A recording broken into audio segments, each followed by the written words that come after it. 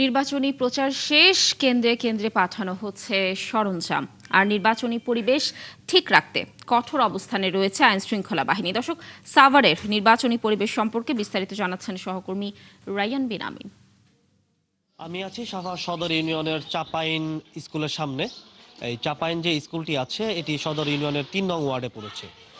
প্রতি বছরের মতো এই কেন্দ্রটি এবারও অনেকটা স্পর্শকাতর বলা যায়, কারণ এর আগের যে ইতিহাস বলে এখানে ভোট কারচুপি সহ মারামারি এই কেন্দ্রটিতে বেশ কয়েকবার হয়েছে, যার কারণে এই কেন্দ্রটিকেও ঝুঁকিপূর্ণ হিসেবে দেখছেন এখানকার যারা দায়িত্বপ্রাপ্ত কর্মকর্তা আছেন এবং স্থানীয় এলাকাবাসী যারা আছেন তারা। এর বাইরে সাভার উপজেলা নির্বাহী কর্মকর্তা তিনি আমাদের জানিয়েছেন এই ঢাকা ১৯ যে আসন, এই আসনে মোট ৩৭টি কেন্দ্র ঝুঁকিপূর্ণ হিসেবে তাদের তালিকার মধ্যে রয়েছে। তার মধ্যে সাভার কলেজ,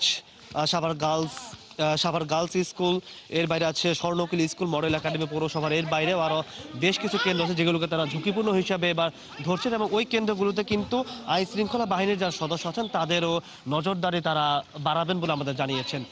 আর এই সাভার যে ঢাকা ১৯ আসন, এই ১৯ আসনে সব মিলে প্রায় ৫,০০০-এর মতো আইন শৃঙ্খলা রক্ষাকারী বাহিনী দায়িত্ব পালন করবেন।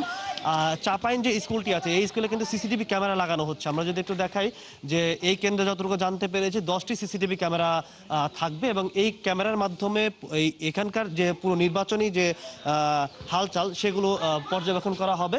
এই ক্যামেরার মাধ্যমে যে কোনো কিছু হলে সেটা যাতে খুব দ্রুত সময়ের মধ্যে আইন শৃঙ্খলা বাহিনী এসে এগুলো নিয়ন্ত্রণ করতে পারে, কোনো সংঘাতপূর্ণ ঘটনা ঘটলে সেই দিকটি মাথায় রেখে আসলে ক্যামেরাগুলো স্থাপন করা হচ্ছে এবং কাজ চলছে।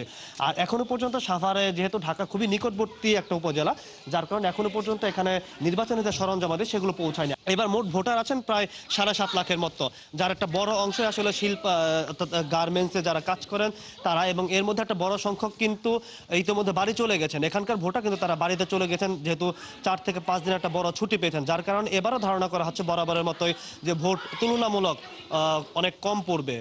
সেটা ধারণা করা হচ্ছে ৬০ ভাগের মতো, ৬০ বা ৬৫ ভাগের মতো ভোট এবার এই সাভার ঢাকা ১৯ যে আসন এই আসনে পড়তে পারে, সাভার আসলিয়া নিয়ে গঠিত। তো এই ছিল আমার কাছে ঢাকা ১৯ থেকে কেন্দ্রগুলোর সবশেষ পরিস্থিতি।